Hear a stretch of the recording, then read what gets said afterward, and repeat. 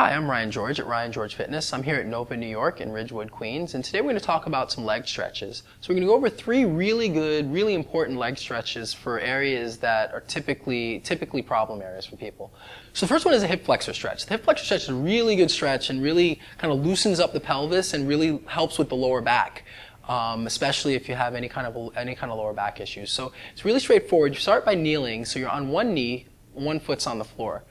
So the first part of the movement is that you extend forward at the hips. You want to extend at the hip, and right there you should start to feel quite a bit of a stretch in the hip.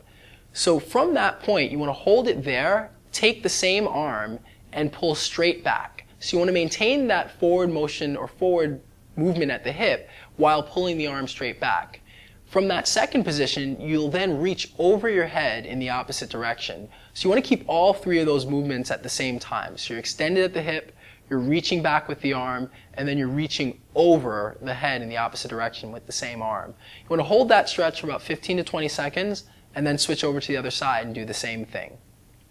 The second stretch is a hamstring stretch. This is another area that typically is tight on most people, and this is a really good stretch for that area. So you basically start with the staggered stance. So one foot's in front of the other.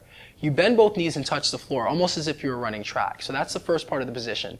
So you want to keep your hands on the floor, and from that position, extend both knees. So the stretch is going to be for the front leg, for the front hamstring. So you should feel the stretch there. You want to keep the hands on the floor the whole time, and if your leg isn't completely straight, that's not a problem. As long as you feel the stretch, you're doing fine.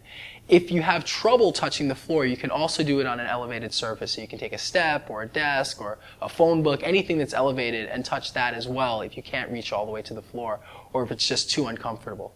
So the third stretch is a calf stretch. So this one is pretty straightforward. So you'd start next to a wall. So you have your hands against the wall, and then from there you take one leg and extend it all the way back.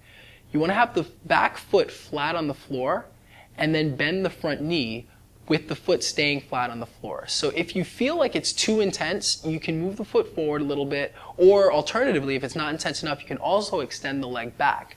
But you should feel a stretch in the calves. It's important when you're doing this stretch to keep the leg straight, to keep the foot flat on the floor, and try to keep your toes pointed straight ahead when you're doing it. So that's it. I hope it helps. If you have any other questions, check me out online at Ryan George Fitness.